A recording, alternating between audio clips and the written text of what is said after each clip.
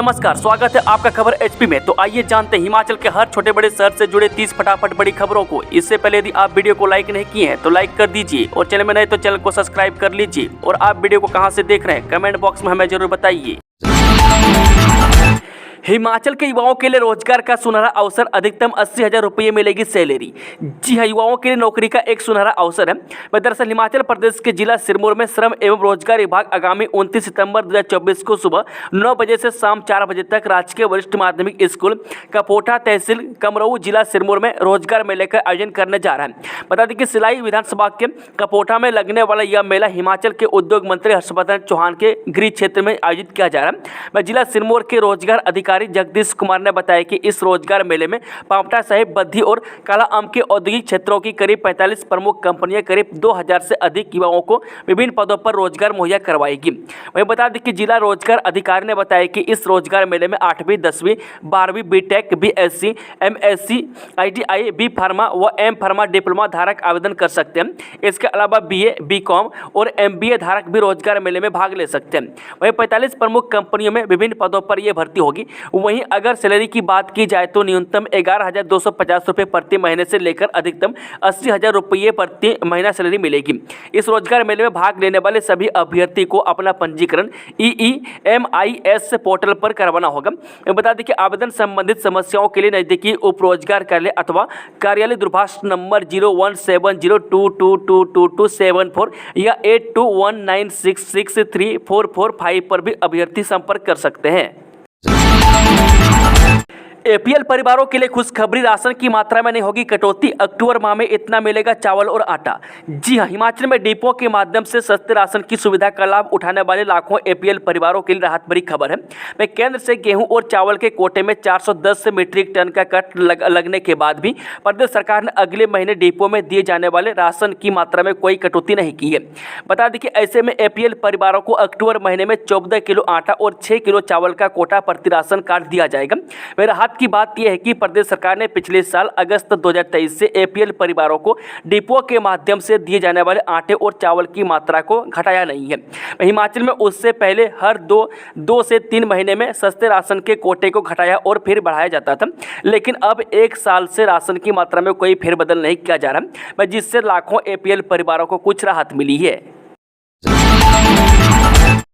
योगी आदित्यनाथ की राह पर हिमाचल की कांग्रेस सरकार, जूस कॉर्नर रेहड़ी संचालकों को बताने होगी पहचान, विक्रमादित्य सिंह ने किया ऐलान।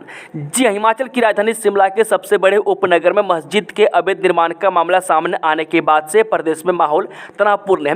प्रदेश के विभिन्न हिस्सों से बाहरी राज्यों से आकर कारोबार कर रहे लोगों के पंजीकरण की मांग उठी थी, जिसके बाद सुक्खू सरकार के कैबिनेट मंत्री ने विधानसभा में स्ट्रीट वेंडर्स के लिए नीति बनाने की बात कही थी।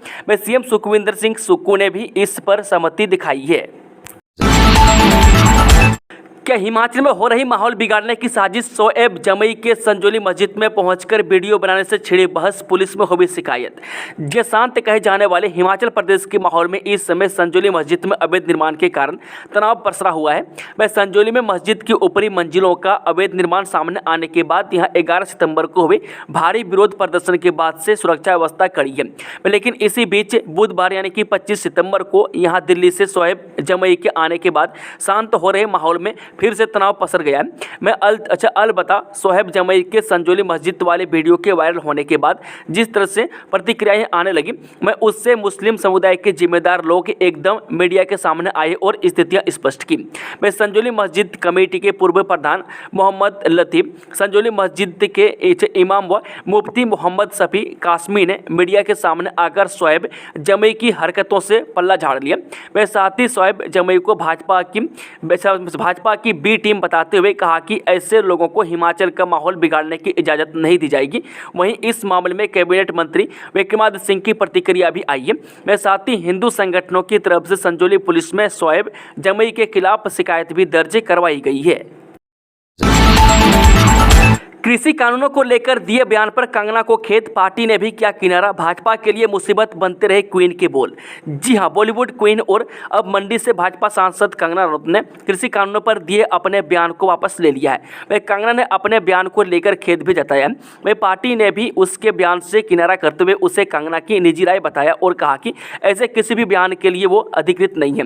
वह इधर हरियाणा के साथ ही JNK में चुनाव हो रहे, ऐसे में कृषि कानूनों पर बयान देकर कंगना ने अपनी ही पार्टी को जटिल परिस्थितियों में डाल दिया है। न्यायमूर्ति राजीव सकधर बने हिमाचल हाईकोर्ट के 29वें मुख्य न्यायाधीश, राज्यपाल शिव प्रताप शुक्ल ने दिलाई शपथ। जी हां, हिमाचल प्रदेश हाईकोर्ट को नया मुख्य न्यायाधीश मिल गया। हाईकोर्ट के मुख्य न्यायाधीश अब न्यायमूर्ति राजीव सकधर होंगे। राज्यपाल शिव प्रताप शुक्ल ने राजभवन में न्यायमूर्ति राजीव सकधर को हिमाचल प्रदेश से हाईकोर्ट के मुख्य न्यायाधीश के रूप में शपथ दिलाई है। शिमला में फिर सुलगी संजौली अवैध मस्जिद की चिंगारी, AIMIM के नेता शोएब जमाई के वीडियो से बवाल। जी हां, संजौली में अवैध मस्जिद निर्माण मामला में अब फिर से सुलगने की कगार पर पहुंच गया। मैं ऑल इंडिया मजलिस इत्तेहादुल मुस्लिम दिल्ली के अध्यक्ष शोएब जमाई संजौली मस्जिद पहुंचे। यहां से उन्होंने एक वीडियो बनाकर वायरल किया है। मैं इसमें साफ कहा गया है कि यदि ये मस्जिद का भवन अवैध है तो 7 बने बहुमंजिला भवन कैसे वैध हो सकते हैं। उन्होंने वीडियो में कहा कि वैध व अवैध का फैसला का न्यायालय करेगा, मैं यहाँ के लोग नहीं, इसलिए मामले में एक जनहित याचिका उच्च न्यायालय में दायर की जाएगी। सुक्खू सरकार का बड़ा फैसला, अचानक 5 IAS अधिकारियों के कर दिए तबादले। जी, हिमाचल की सुक्खू सरकार ने बुधवार को बड़ा प्रशासनिक फेरबदल किया। वह प्रदेश सरकार ने 5 IAS अधिकारियों के तबादले कर दिए हैं। वह मंडलायुक्त मंडी का कार्यभार देख रही 2008 बैच की IAS अधिकारी राखिल काहलो को सरकार ने बड़ी जिम्मेदारी देते हुए सचिव आयुष के पद पर तैनात कर दिया है। धर्मशाला में 23 से 24 अक्टूबर को होगा हिम सिने फिल्म फेस्टिवल, इस दिन तक करवा सकेंगे रजिस्ट्रेशन। जी हां, हिम सिने सोसाइटी हिमाचल प्रदेश की ओर से साल में 2 बार होने वाले हिम फिल्म फेस्टिवल का आयोजन धर्मशाला के कांगड़ा में 19-20 अक्टूबर के बदले अब 23 व 24 अक्टूबर को राजकीय महाविद्यालय के थिएटर में किया जाएगा। जबकि फिल्म प्राप्ति की तारीखों में भी बदलाव किया गया। अब फिल्में में 10 अक्टूबर तक भेजी जा सकती है। यह जानकारी फिल्म उत्सव आयोजन समिति के अध्यक्ष ने बुधवार को देते हुए बताया कि इस फिल्म उत्सव में विभिन्न श्रेणियों में नगद राशि व प्रशस्ति पत्र पुरस्कार के रूप में विजेताओं को प्रदान किए जाएंगे। रोगी वाहनों में ढोई जा रही सवारियों 7 के चालान, रीच पर RTO ने नाका लगाकर की कार्रवाई।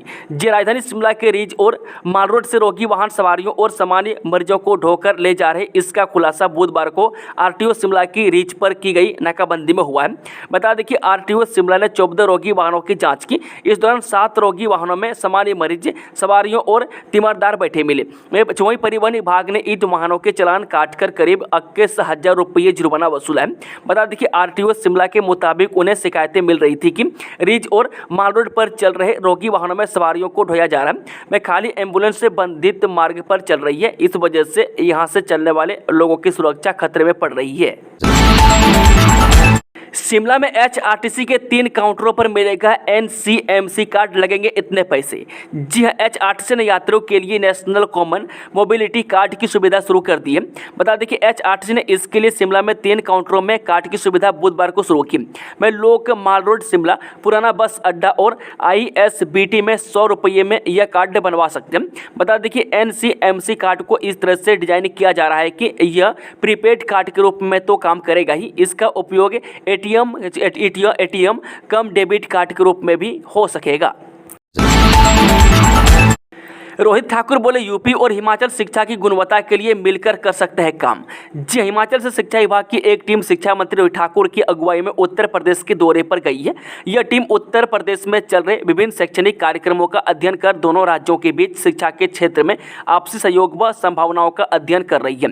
हिमाचल की इस टीम ने लखनऊ में उत्तर प्रदेश के मुख्यमंत्री योगी आदित्यनाथ के साथ एक महत्वपूर्ण बैठक की। यह बैठक करीब आधे घंटे तक चली। शिक्षा मंत्री रोहित ठाकुर ने मुख्यमंत्री योगी आदित्यनाथ का पुष्प गुच्छ देकर स्वागत किया। बैठक के दौरान शिक्षा मंत्री ठाकुर के साथ मुख्य संसदीय सचिव आशीष बुटेन, समग्र शिक्षा निदेशक हिमाचल राजेश शर्मा और प्रारंभिक शिक्षा निदेशक आशीष कोहली विशेष तौर पर मौजूद रहे। बैठक के दौरान मुख्यमंत्री योगी आदित्यनाथ ने उत्तर प्रदेश में शिक्षा विभाग के तहत प्राथमिक, मिडिल और माध्यमिक स्कूलों के लिए चलाई जा रहे विभिन्न कार्यक्रमों की जानकारी दी। युवक पर दागी 3 गोलियां, पीठ में लगने से घायल, गुस्साए परिजनों का फौरन पर 1 घंटा चक्का जाम। उपमंडल श्री नैना देवी जी के बेहल में गोलीबारी की घटना के बाद माहौल तनावपूर्ण हो गया। वह वारदात में गोली लगने से एक व्यक्ति घायल हुआ है। वह घटना के पीछे 2 समुदायों के बीच चल रही पुरानी रंजिश बताई जा रही है। वह घायल का उपचार पीजीआई चंडीगढ़ में चल रहा है। वह पुलिस ने 5 आरोपियों पर हत्या का प्रयास करने सहित आर्म्स एक्ट में मामला दर्ज किया है। वह आरोपियों ने पहले एक युवक के साथ मारपीट की और मौके से भाग गए। मैं कुछ समय बाद जब मारपीट का शिकार हुए युवक को उसके चचेरे भाई घर छोड़ने जा रहे थे तो आरोपी अपने अन्य साथियों के साथ फिर आए और हमला कर दिया। इसी बीच एक आरोपी ने 3 गोलियां दाग दी। बीड़ बिली में 2 अक्टूबर से उड़ान भरेंगे पैराग्लाइडर पायलट। जी हां, पैराग्लाइडिंग के लिए विश्व प्रसिद्ध बीड़ बिलिंग घाटी में मौसम की बेरुखी के चलते विदेशी पायलटों ने अब तक घाटी में दस्तक देने से परहेज किया है। 15 सितंबर के बाद से बिलिंग से नियमित तौर पर उड़ानें हो रही है, लेकिन विदेशी पायलटों ने बीड़ बिलिंग का रुख नहीं किया। पिछले 2 दिन में 3-4 विदेशी पायलट बीड़ बिलिंग पहुंचे, जबकि 2 अक्टूबर से बड़ी संख्या में विदेशी पायलटों के बीड़ में आने की उम्मीद है। माना जाता है कि विदेशी पायलट मौसम के उड़ानों के अनुकूल होने पर ही बीड़ का रुख करते हैं। बीएड के लिए स्पॉट काउंसलिंग में 2 दिन में भरी सिर्फ 338 सीटें, 1300 अब भी खाली। जी, हिमाचल प्रदेश विश्वविद्यालय से संबंध निजी और सरकारी बीएड कॉलेजों में 1300 सीटें खाली रह गई हैं। वह सोमवार और मंगलवार को खाली सीटों को भरने के लिए ऑन स्पॉट ऑफलाइन काउंसलिंग भी संपन्न हो गई। वह प्रवेश कमेटी के चेयरमैन और विश्वविद्यालय के डीएस प्रोफेसर बीके शिवराम, शिक्षा विभाग के चेयरमैन डॉक्टर चमन बांगा की मौजूदगी में काउंसलिंग के पहले दिन 178 और दूसरे दिन मंगलवार को सिर्फ 160 सीटें भरी गई। वह 2 दिन में 338 सीटों के भरे जाने के बावजूद निजी और सरकारी कॉलेजों की 1300 सीटें अब भी खाली रह गई हैं। मैं इन सीटों को अब कैसे भरा जाएगा, यह खाली ही रहेगी, इस पर प्रशासन और सरकार को फैसला लेना है। किरतपुर मनाली फोरलेन पर पंडो बाईपास के लिए सुरंग निर्माण की तलाशी जाएगी संभावना। जी, किरतपुर मनाली फोरलेन प्रोजेक्ट के तहत पंडो बाजार को बाईपास प्रोजेक्ट की अलाइनमेंट को लेकर एनएचएआई के परियोजना अधिकारी को मुख्यालय से कुछ सुझाव मिले। मैं कैची मोड़ से आगे टनल के विस्तार या अन्य निर्माण संभावनाओं को तलाशने के लिए सुझाव दिया गया। मैं इस पर अब जियो टैगिंग जाँच करवाई जाएगी। प्रस्ताव को दुरुस्त करने के बाद मुख्यालय भेजा जाएगा और अलाइनमेंट स्वीकृति करवाई जाएगी। हिमाचल में 11,000 विद्यार्थियों की छात्रवृत्ति जारी करने पर रोक जाने वजह। जी, हिमाचल में प्री और पोस्ट मैट्रिक अनुसूचित जाति छात्रवृत्ति योजना के तहत 2022-23 और 23-24 की राशि रोकी गई है। बैंक खाते से आधार नंबर नहीं जोड़ने पर 11,024 विद्यार्थियों को छात्रवृत्ति जारी करने पर रोक लगा दी गई है। उच्च शिक्षा निदेशालय ने राशि जारी करवाने के लिए आधार नंबर को बैंक खातों से जुड़वाने के लिए अंतिम मौका देते हुए 3 माह की मोहलत दी है। विद्यार्थियों को जागरूक करने के लिए प्रदेश के सभी सरकारी और निजी स्कूल, कॉलेज प्रिंसिपलों और विश्वविद्यालयों के कुलपतियों को पत्र भेजे गए। मैं उच्च शिक्षा निदेशक डॉक्टर अमरजीत कुमार शर्मा ने बताया कि सामाजिक न्याय एवं अधिकारिता मंत्रालय ने स्पष्ट निर्देश दिए हैं कि जिन बैंक खातों को आधार से नहीं जोड़ा गया, ऐसे खातों में छात्रवृत्ति की राशि न जोड़ा जाए। एम्स बिलास में अक्टूबर के पहले सप्ताह शुरू हो सकती है किडनी ट्रांसप्लांट सुविधा। अखिल भारतीय आयुर्विज्ञान संस्थान यानी कि एम्स बिलासपुर में किडनी ट्रांसप्लांट शुरू करने की तैयारी पूरी हो चुकी है। मैं अक्टूबर के पहले सप्ताह में राज्य के लोगों को सुविधा मिलने की संभावना है। मैं केंद्रीय स्वास्थ्य मंत्री जगत प्रकाश नड्डा हिमाचल प्रदेश दौरे के दौरान 3 अक्टूबर को एम्स में कई बड़ी सौगातें देंगे। इस संस्थान में कई नई सुविधाओं का शिलान्यास और लोकार्पण करेंगे। बता दें, केंद्रीय स्वास्थ्य मंत्री बनने के बाद नड्डा पहली बार बिलासपुर आ रहे हैं।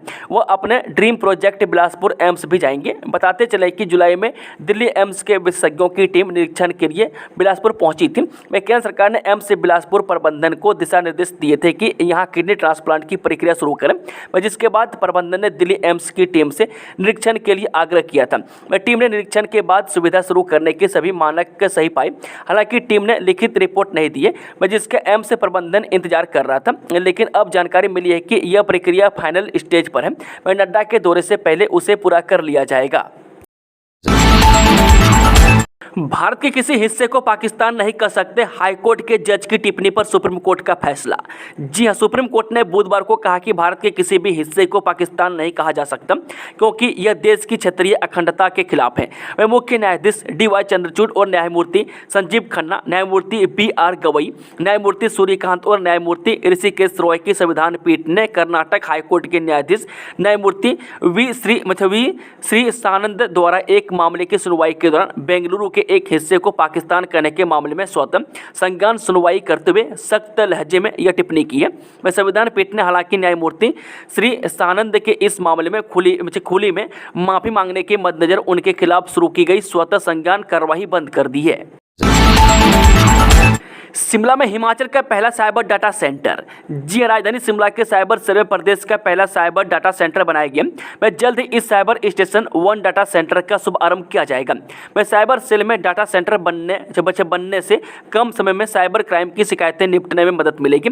वह साइबर स्टेशन 1 डाटा सेंटर के पहले फेज में 12 से 15 डाटा एंटी स्टेशन बनाए जाएंगे। वह साइबर स्टेशन 1 डाटा सेंटर में 2 पुलिसकर्मी लोगों की शिकायतें सुनेंगे। वह फोन कॉल के साथ साथ ही पीड़ित लोगों की पूरी शिकायत दर्ज की जाएगी। वह साइबर स्टेशन 1 डाटा सेंटर में एक NGO रैंक का अधिकारी टीम लीडर के रूप में सेवाएं देंगे। इसके अलावा SP कार्यालय डैशबोर्ड के माध्यम से 24 घंटे डाटा एंटी स्टेशन नजर रख सकेंगे। ऊना की सीमाएं सील, धारा 163 लागू, प्रशासन ने बढ़ाई चौकसी, 100 पुलिसकर्मी तैनात। जी ऊना में 2 पक्षों में हुए विवाद के बाद गर्माते माहौल को देख प्रशासन को धारा 163 लगानी पड़ी। वह मंगलवार को सुबह से लेकर दोपहर 2 बजे तक ऊना उपमंडल में धारा 163 लागू रही। बता दें कि MSP पार्क ऊना मंगलवार को पुलिस छावनी में बदला रहा। वह जिला में धारा 163 की अनुपालना के लिए करीब 100 पुलिस जवान तैनात रहे। वह उपायुक्त जतिन लाल की ओर से जारी आदेशों के अनुसार जिला से सटे पंजाब के प्रवेश द्वारों के समीप लॉ एंड ऑर्डर को बनाकर रखने की जरूरत है। में आशंका है कि 2 गुटों में भिड़ंत हो सकती है। ऐसे में प्रशासन की तरफ से सुबह 8 से दोपहर 2 बजे तक यहां पर धारा 163 लगाई गई है। मैं इसके अनुसार 5 से अधिक लोग एक साथ एकत्रित न हो सकते। मैं उधर जिला की सीमाओं पर तैनात पुलिसकर्मियों से संदिग्ध वाहन चालकों को ऊना शहर की ओर से नहीं जाने दिया। मैं उपायुक्त जतिन लाल ने कहा कि कानून व्यवस्था बनाए रखने के लिए सुबह 8 से दोपहर 2 बजे तक धारा 163 लगाई गई है। मत्स्य विभाग को मिले 12 नए JOIT। मत्स्य विभाग में पूरे ही प्रदेश में कर्मचारियों की कमी की वजह से कार्य में पेश आ रही दिक्कतों का अब काफी हद तक समाधान हो गया है। हाल ही में 12 कनिष्ठ कार्यालय सहायक IT के पदों पर नियुक्तियां हुई है। हालांकि प्रदेश भर में स्वीकृत कुल 53 में से 25 पद खाली चल रहे हैं। 12 नई नियुक्तियों के साथ ही विभाग में कार्यरत स्टाफ पर काम का अत्यधिक बोझ कम होगा, तो वहीं कार्य भी समयबद्ध निपटेंगे। मत्स्य पालन विभाग में कर्मचारियों व अधिकारियों के साथ साथ लिपिक वर्गीय कर्मचारी की भी कमी है। बता दें कि उक्त 12 उम्मीदवारों के मत्स्य विभाग में कनिष्ठ कार्यालय सहायक IT के पद पर विभाग के प्रदेश भर में कार्यरत विभिन्न कार्यालयों में तैनात करने की स्वीकृति सरकार से प्राप्त होने के उपरांत इनको विभाग के कार्यालयों में अनुबंध आधार पर 1 वर्ष की अवधि तक तैनात करने के लिए तैनाती आदेश विभाग 23 सितंबर को जारी कर दिए गए हैं। JEE और नीट की निःशुल्क कोचिंग के लिए प्रदेश में 171 केंद्रों पर हुई परीक्षा। जी हां, JEE और नीट परीक्षाओं की निःशुल्क कोचिंग में चयन करने के लिए बुधवार को प्रदेश भर में सरकारी स्कूलों के बच्चों का ऑफलाइन परीक्षा आयोजित किया गया। वह समग्र शिक्षा हिमाचल और उच्च शिक्षा विभाग की ओर से इसके लिए प्रदेश में 171 स्कूलों में सेंटर बनाए गए थे। यह परीक्षा सुबह 10 बजे से दोपहर 1 बजे तक आयोजित किया गया, जिसमें प्रदेश के विभिन्न जिलों में बच्चों ने भाग लिया। प्रदेश के अधिकतर जिलों में काफी संख्या में छात्र इस टेस्ट में शामिल हुए। हाउस टैक्स न देने वाले उपभोक्ता हो जाए सावधान, नगर परिषद परवानू करने जा रही है काम। जे नगर परिषद में बुधवार को अध्यक्ष मोनिशा शर्मा की अध्यक्षता में हाउस की बैठक का आयोजन किया गया। वह बैठक में SDM कसौली एवं कार्यकारी अधिकारी महेंद्र प्रताप सिंह भी मौजूद रहे। वह बैठक में नई गाड़ी खरीदने, प्रधानमंत्री आवास के घरों में शीघ्र डंका लगवाने, हाउस टैक्स, बिजली, पानी व सड़कों के मुद्दों पर चर्चा की गई। वह बैठक में नगर परिषद के लिए नया टिपर व गाड़ी लेने को मंजूरी दी गई। वह सेक्टर 4 के प्रधानमंत्री आवास योजना में बने घरों के नीचे जल्द डंगा लगवाने के बारे में बात हुई है। बता दें कि नगर परिषद द्वारा हाउस टैक्स का लगभग 70% टैक्स वसूल किया जा चुका है और जो 30% टैक्स शेष बचा है उसके लिए जल्द ही उपभोक्ताओं को नोटिस जारी किए जाएंगे। वह सभी पार्षद अपने अपने वार्ड में पहले से मंजूर 20 लाख की राशि से विकास कार्य करवा सकेंगे। मैं अध्यक्ष ने बताया कि सभी पार्षदों द्वारा अपने अपने वार्ड के कार्यों की लिस्ट दे दी गई है, मैं जिन्हें सभी वार्डों में प्राथमिकता के आधार पर जल्द से जल्द कार्य किया जाएगा। संजौली में लैंडस्लाइड, 2 गाड़ियों मलबे में दबी, पेयजल लाइनें भी क्षतिग्रस्त। जी हिमाचल प्रदेश की राजधानी शिमला के उपनगर संजौली में देर रात इंजन घर सड़क पर भूस्खलन हो गया। भूस्खलन के चलते सड़क किनारे खड़ी 2 गाड़ियां मलबे में दब गई। भूस्खलन के कारण कई पेयजल लाइनें भी टूट गई है। इसके अलावा एक पेड़ भी गिरने की कगार पर है। देर रात हुए भूस्खलन से अब कई मकानों को खतरा पैदा हो गया। बता दें कि इस बारे में जब स्थानीय पार्षद अंकुश वर्मा से बात की तो उन्होंने बताया कि देर शाम को अचानक इंजन घर सड़क पर भूस्खलन हो गया। इस सड़क के किनारे कई गाड़ियां खड़ी थी। इस दौरान मलबे में 2 कारें दब गई। इसके अतिरिक्त इंजन घरों के लिए बिछी कई पेयजल लाइनें में भी टूट गई है। इससे बुधवार को यहां पानी की आपूर्ति भी बाधित हो गई है। एक ही डेट के आधार कार्ड पर चिंतित राजभवन, गवर्नर बोले बाहर से आने वाले हिमाचल को 9 बनाएं एसगा। जी हिमाचल के राज्यपाल श्री प्रताप शुक्ल ने प्रवासी श्रमिकों के एक ही डेट के आधार कार्ड की खबर सामने आने पर चिंता जताई है। वह साथ ही राज्यपाल ने कहा कि बाहर से आने वाले लोग हिमाचल को एसगा 9 बनाएं। राज्यपाल श्री प्रताप शुक्ल देर शाम शिमला के कुफरी में प्रादेशिक सेना के एक कार्यक्रम में शामिल हुए थे। वहाँ मीडिया के एक सवाल पर उन्होंने एक ही डेट के आधार कार्ड पर चिंता जताई है। राज्यपाल ने कहा कि हिमाचल की पवित्रता हिमाचल के लोगों से ही है। उन्होंने कहा कि प्रशासन अपने स्तर पर प्रयास कर रहा है। लाहौल स्पीति के प्राथमिक स्कूल ताबो के ताबो गोम्पा स्कूल में मर्ज करने पर रोक, हाईकोर्ट ने जारी किया आदेश। जी हिमाचल प्रदेश हाईकोर्ट ने लाहौल और स्पीति जिला के तहत आने वाली राजकीय केंद्रीय प्राथमिक पाठशाला ताबो को राजकीय प्राथमिक पाठशाला ताबो गोम्पा में मर्ज करने पर रोक लगा दी है। हाईकोर्ट के न्यायाधीश न्यायमूर्ति विवेक सिंह ठाकुर और न्यायमूर्ति रंजन शर्मा की खंडपीठ ने यह रोक लगाई है। बता दें कि इस संदर्भ में स्कूल मैनेजमेंट कमेटी ताबो की तरफ से दायर याचिका की सुनवाई के बाद खंडपीठ ने यह आदेश जारी किए। प्रार्थी कमेटी ने सरकार के 17 अगस्त को जारी उन आदेशों को अदालत में चुनौती दी थी, जिसके तहत राजकीय केंद्रीय प्राथमिक पाठशाला ताबो को राजकीय प्राथमिक पाठशाला ताबो गोम्पा में मर्ज करने के लिए कहा गया था। प्रार्थियों का कहना है कि ताबो स्कूल में 6 बच्चे पढ़ रहे हैं और उक्त नोटिफिकेशन के अनुसार जिन स्कूलों में 5 या 5 से कम बच्चे हैं केवल उन्हीं स्कूलों को साथ लगते स्कूलों में मर्ज किया जा रहा है। हिमाचल में बताओ नाम तभी चलेगी दुकान। आज हिमाचल से बड़ी खबर आई है कि जहां हिमाचल प्रदेश सरकार योगी मॉडल लागू करने जा रही है, वो भी बाकायदा यूपी सरकार का नाम लेकर कि अब हिमाचल प्रदेश में खान पान से जुड़ी दुकानों, रेहड़ी ठेलों और दुकानदार को अपना नाम, अपना पहचान पत्र प्रदर्शित करना जरूरी होगा और ऐसा खाद्य पदार्थों की स्वच्छता को लेकर किया गया। ये बड़ी बात है कि हिमाचल सरकार ने बाकायदा यूपी सरकार की नीति बताते हुए फरमान जारी किया। अभी कल ही योगी आदित्यनाथ सरकार ने खाने पीने की दुकानों में स्वच्छता को लेकर सख्त फरमान जारी किए थे, जिसमें दुकानदार के नाम से लेकर स्वच्छता पर विशेष ध्यान रखने की सलाह दी गई थी। पड़ोसी राज्यों की तुलना में उद्योगों को 1 रुपये प्रति यूनिट सस्ती दरों पर बिजली देगा हिमाचल सरकार। जी हां, प्रदेश सरकार की ओर से उद्योगों को दी जाने वाली विद्युत सब्सिडी का युक्तिकरण किया गया और पड़ोसी राज्यों की तुलना में राज्य के उद्योगों को सस्ती दरों पर विद्युत उपलब्ध करवाई जा रही है। यह जानकारी बुधवार को मुख्यमंत्री सुखविंदर सिंह सुक्खू ने शिमला से जारी बयान में दी है। उन्होंने कहा कि 33 kV से 220 kV तक की वोल्टेज आपूर्ति वाले बड़ उद्योगों को पड़ोसी राज्यों पंजाब, हरियाणा और उत्तराखंड की तुलना में 1 रुपये प्रति यूनिट से अधिक की सस्ती दरों पर बिजली दी जाएगी। उन्होंने कहा कि प्रदेश सरकार निवेशकों को बढ़ावा देने के दृष्टिगत उद्योग मित्र नीतियों बनाने के लिए प्रतिबद्धता से कार्य कर रही है। उन्होंने कहा कि हिमाचल प्रदेश के उद्योगों को अभी भी पड़ोसी राज्यों की तुलना में सस्ती बिजली का लाभ मिल रहा है। राज्य में केवल 159 उद्योग हैं जिनकी आपूर्ति वोल्टेज 33 kV से 220 kV तक है। मुख्यमंत्री ने कहा कि 33 kV से 220 kV तक वोल्टेज आपूर्ति के बड़े उद्योगों के अलावा राज्य में 11 kV और 22 kV की वोल्टेज आपूर्ति वाले 2011 उद्योग है। देश में HIV को लेकर अच्छी खबर, 2010 के बाद नए मामलों में आई 44% की गिरावट।